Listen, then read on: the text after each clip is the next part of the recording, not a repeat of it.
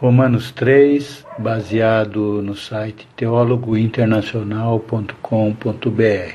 Capítulo 3 da Carta aos Romanos começa com Paulo fazendo uma série de perguntas retóricas que hipoteticamente seus leitores judeus poderiam fazer, tendo por base a conclusão do capítulo 2. Por exemplo, se a circuncisão e a lei não justificam, qual é então a vantagem de ser judeu? Qual é o valor da circuncisão? Paulo pergunta nos versos 1 e 2. Qual é, pois, a vantagem do judeu? Ou qual a utilidade da circuncisão? Ele mesmo responde: muita, em toda maneira, porque primeiramente lhes foram confiados os oráculos de Deus. Essa resposta de Paulo ressalta que há de fato uma grande vantagem. Os judeus foram escolhidos por Deus para serem os guardiões de suas palavras, os oráculos de Deus. Essa vantagem não significa que eles sejam melhores do que ninguém, mas que Deus os usou como canal primário para revelar sua vontade e seu plano de salvação ao mundo. Paulo continua nos versos 3 e 4, pois que, se alguns foram incrédulos, a sua incredulidade aniquilará a fidelidade de Deus? De maneira nenhuma, sempre seja Deus verdadeiro e todo homem mentiroso, como está escrito, para que sejas justificado em tuas palavras e venças quando fores julgado. Paulo aborda aqui a questão da incredulidade judaica. Se parte do povo judeu não creu, será que isso anularia a fidelidade de Deus em cumprir suas promessas? A resposta de Paulo é veemente: de maneira nenhuma. A infidelidade humana nunca pode comprometer a fidelidade do nosso Deus. Os versos 5 e 6 dizem: e se a nossa injustiça prova a justiça de Deus, que diremos? Será porventura Deus injusto que aplica a ira? Falo como homem, de modo nenhum. Do contrário, como julgaria Deus o mundo? Nestes versos o apóstolo faz a seguinte afirmação: se a nossa injustiça serve para destacar a justiça de Deus, tornando-o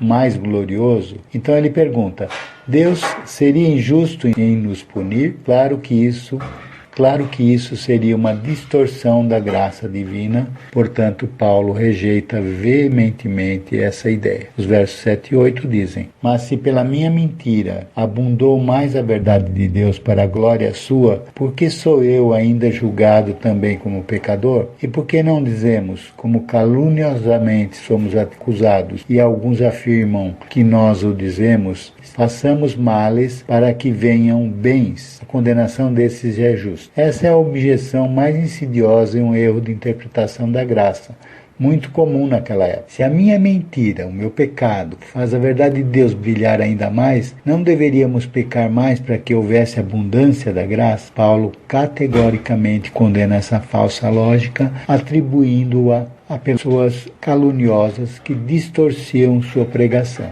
Os versos 9 e 10 dizem: pois que somos nós mais excelentes? De maneira nenhuma, pois já dantes demonstramos que tanto judeus como gregos, todos estão debaixo do pecado. Como está escrito, não há um justo sequer, nenhum sequer. Paulo já havia argumentado nos capítulos anteriores que tanto gentios quanto judeus são igualmente pecadores. Agora ele reforça essa afirmação com uma citação poderosa das escrituras hebraicas, consolidando seu argumento com autoridade divina, e passa a enumerar uma série de atitudes pecaminosas dos seres humanos. Versos 10b a 12. Não há um justo, nenhum sequer. Não há ninguém que entenda, não há ninguém que busque a Deus. Todos se extraviaram e juntamente se fizeram inúteis.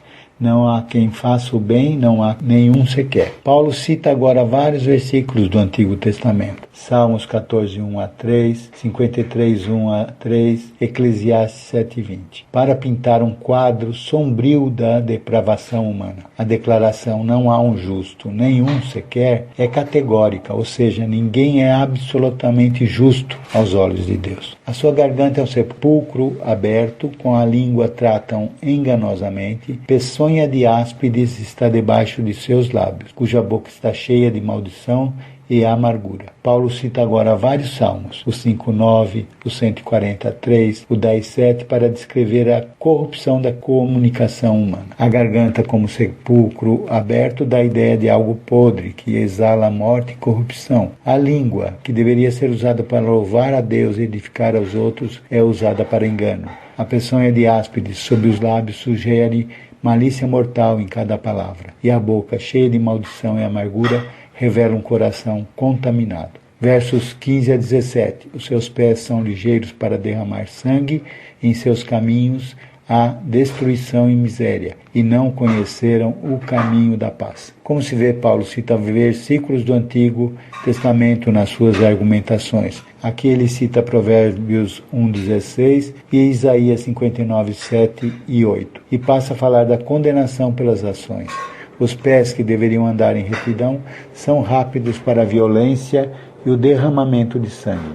O rastro da humanidade pecadora é marcado por destruição e miséria. E o mais trágico, eles não conheceram o caminho da paz. Isso não se refere apenas à ausência de guerra, mas à ausência de paz no sentido mais amplo, ou seja, ter harmonia com Deus, consigo mesmo e com o próximo. E o verso 18, não há temor de Deus diante de seus olhos. Chegando ao ápice dessa lista de depravação humana, Paulo então cita o Salmo 36:1, que fala da ausência do temor de Deus. O temor do Senhor é o princípio da sabedoria e a base para uma vida justa. Quando o temor de Deus está ausente, não há freio moral, não há respeito pela sua autoridade ou por seus mandamentos. Os versos 19 e 20 vão abordar qual é o propósito da lei divina. Tendo falado da pecaminosidade universal, Paulo agora aborda o papel da lei de Moisés nesse cenário. Se a humanidade é tão depravada, qual seria então a função da lei? Verso 19. Ora, nós sabemos que tudo que a lei diz aos que estão debaixo da lei, o diz, para que toda a boca esteja fechada e todo mundo seja condenável diante de Deus. A lei, embora tenha sido dada especificamente a Israel, revela princípios morais que se aplicam a toda a humanidade, pois todos estão sob a soberania de Deus. Paulo afirma que o propósito principal da lei não é justificar, mas sim silenciar todas as reivindicações de justiça própria. Ela funciona como um espelho, ao invés de nos tornar justos, ela nos mostra o quão injustos somos. A lei expõe a pecaminosidade inerente do ser humano. O verso 20 diz, porquanto pelas obras da lei, nenhuma carne será justificada diante dele, porque pela lei vem o conhecimento do pecado. Este versículo é de fundamental importância para a doutrina da justificação. Paulo declara que pelas obras da lei nenhuma carne será justificada diante dele. Isso significa que ninguém pode ser declarado justo ou reto por cumprir os mandamentos da lei. Tentar obter justiça através de boas obras ou obediência legal é um esforço fútil e condenado ao fracasso.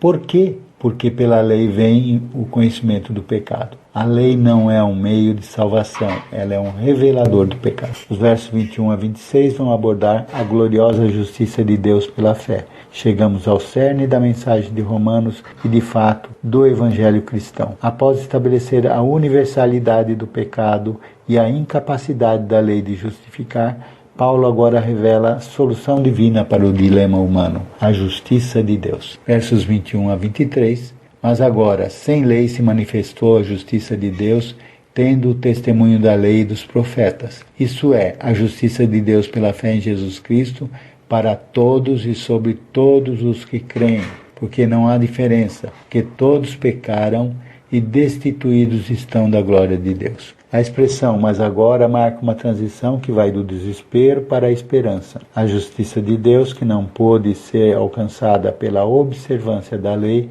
agora se manifestou. Esta justiça é sem lei, ou seja, não depende do cumprimento da lei mosaica. É uma justiça revelada por Deus, não conquistada pelo homem. Curiosamente, essa justiça é testemunhada pela lei e pelos profetas, indicando que o Antigo Testamento já apontava para ela, embora de forma velada.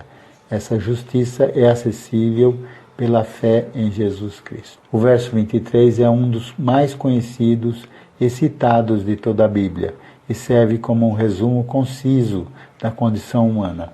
Todos pecaram. Reitera a universalidade do pecado que Paulo tão meticulosamente demonstrou nos versículos anteriores. Não há exceções, e como consequência do pecado, todos estão destituídos da glória de Deus. O verso 24 diz assim: sendo justificados gratuitamente pela sua graça, pela redenção que há em Cristo Jesus. Aqui reside o ponto central do Evangelho. A justificação é o ato pelo qual Deus declara um pecador justo. E isso acontece gratuitamente pela sua graça. A salvação não é comprada, não é merecida, é um dom imerecido de Deus. A fonte da justificação é a graça de Deus.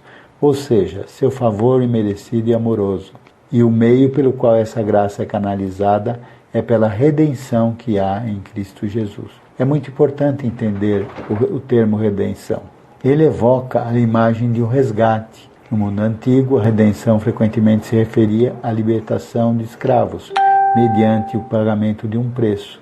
A humanidade estava escravizada pelo pecado e Cristo pagou o preço. Ou seja, Ele deu sua vida para nos libertar da escravidão do pecado. Os versos 25 e 26 dizem assim: ao qual Deus propôs para propiciação pela fé no seu sangue, para demonstrar a sua justiça, pela remissão dos pecados dantes cometidos, sob a paciência de Deus, para a demonstração da sua justiça neste tempo presente, para que ele seja justo e justificador daquele que tem fé em Jesus. Esses versículos são teologicamente fundamentais. Deus propôs, ou seja, apresentou publicamente Jesus como propiciação.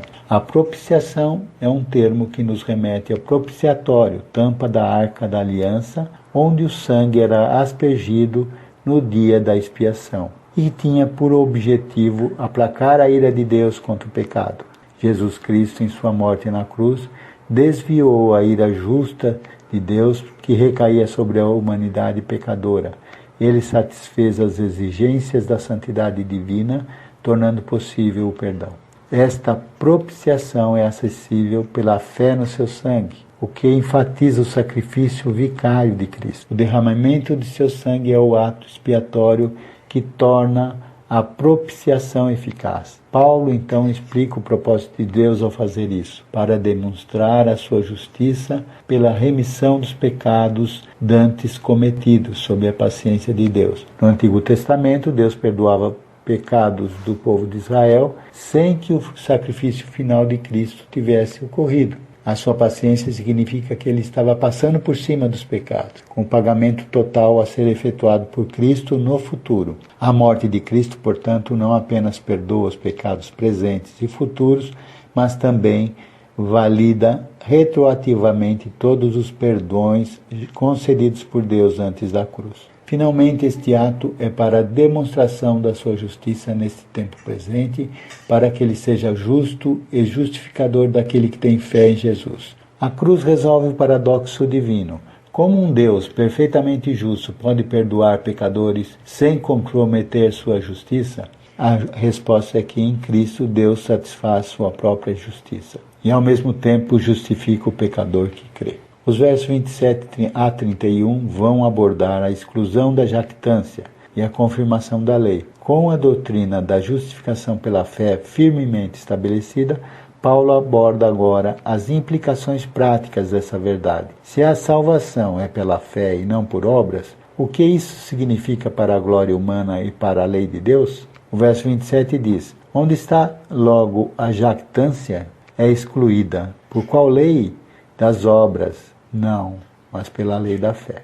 O termo jactância é o orgulho que surge de pensar que alguém pode se justificar diante de Deus por suas próprias ações, méritos ou pela observância da lei. Paulo pergunta retoricamente: onde está logo a jactância? Sua resposta é enfática: é excluída. A doutrina da justificação pela fé aniquila qualquer base para o orgulho humano. Orgulho humano. Ele continua perguntando: por qual lei ou por qual princípio a jactância é excluída? Seria pela lei das obras? Não, pois se fosse pelas obras haveria motivo para a jactância, mas é pela lei da fé. A lei da fé não se refere a um conjunto de regras, mas ao princípio segundo o qual a salvação é alcançada por meio da fé. Este princípio garante que toda a glória pertença a Deus. O verso 28 conclui então: concluímos, pois, que o homem é justificado pela fé,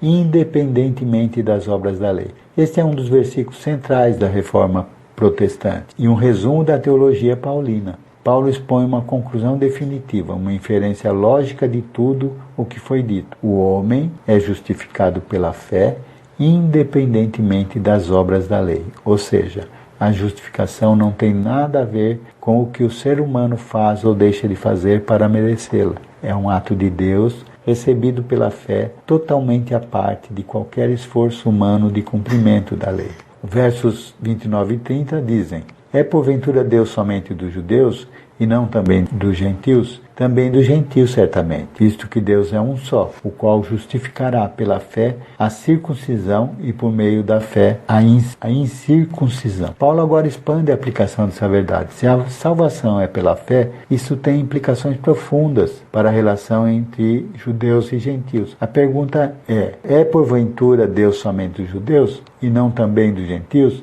É respondida com enfático: também dos gentios, certamente. Se a salvação fosse pelas obras da lei, então os gentios que não tinham a lei mosaica estariam excluídos. Mas como a salvação é pela fé, o Deus único e soberano pode justificar tanto os judeus quanto os gentios pelo mesmo princípio, a fé. O verso 31 diz: anulamos, pois, a lei pela fé? De maneira nenhuma. Antes estabelecemos a lei. Uma última objeção aos argumentos de Paulo que poderia surgir é: então a lei é anulada pela fé? Paulo responde: de maneira nenhuma. Longe de anular a lei, a fé a estabelece ou a confirma. Mas como a fé estabelece a lei como reveladora do pecado, a fé em Cristo pressupõe um reconhecimento da pecaminosidade que a lei expõe. Se a lei não revelasse o pecado, não haveria necessidade do perdão, de um remidor. A lei como padrão de santidade, a fé não nos liberta da lei como padrão moral de Deus. Pelo contrário, por meio do Espírito Santo, os crentes são capacitados a cumprir a justiça da lei. Vê Romanos 8:4. A lei aponta para Cristo. A lei foi para nós um tutor que nos conduziu a Cristo. Gálatas 3:24. Ela estabelece a necessidade de um sacrifício perfeito, que é cumprido por alguém sem pecado, e esse alguém é Cristo. Em resumo, a fé não destrói a lei, ela a cumpre e a eleva a um novo patamar de significado e aplicação na vida do crente. Amém?